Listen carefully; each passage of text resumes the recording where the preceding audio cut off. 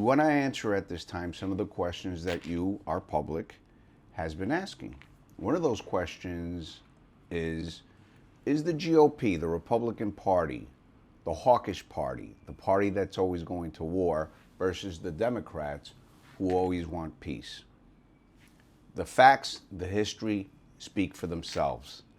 World War II, President Roosevelt, amazing president, commander-in-chief, led us through 4 election cycles, eventually subsided to his illness, a Democrat. Harry Truman, the only president, the only person in the world who dropped 2 nuclear bombs on a foreign country, a Democrat.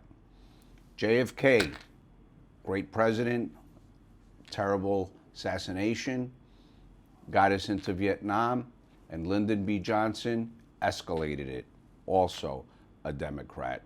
So I would suggest, as a Marine who served in the infantry and as a law enforcement officer who was an FBI agent and a New York City police officer, it's not the GOP, it's not the grand old party, the Republicans, that are hawkish and getting us into these wars. It's everybody collectively. And as Ike said, as General and then eventually President Eisenhower said, beware of the military-industrial complex. And what does that mean?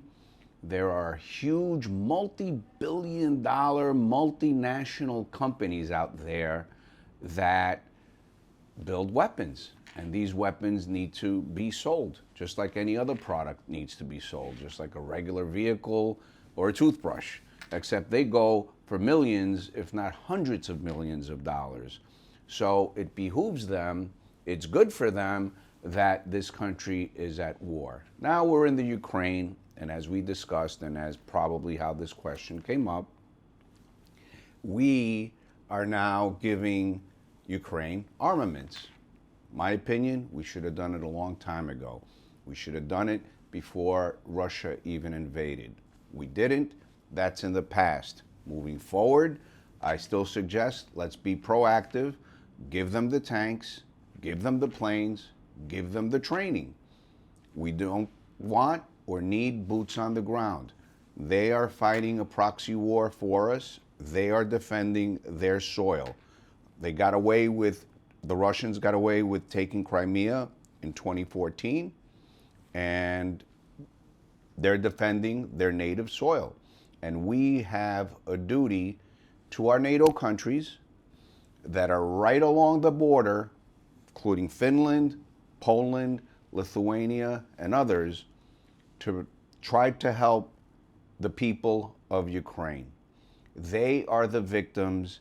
They are the folks that are doing the fighting for themselves, number one, and yes, for us and the rest of the West. So let's be clear. They need our help, and what we're giving them are weapons which ultimately cost dollars. And those dollars are being spent, whether it's in Ukraine or in other places of the world. I mean, we just left billions and billions of dollars over a year ago when we abandoned Afghanistan. So that doesn't seem to have mattered much back then or now. So let's do the right thing and give these folks what they need in order to thrive, survive, adapt, overcome, help them, help themselves, and ultimately help us.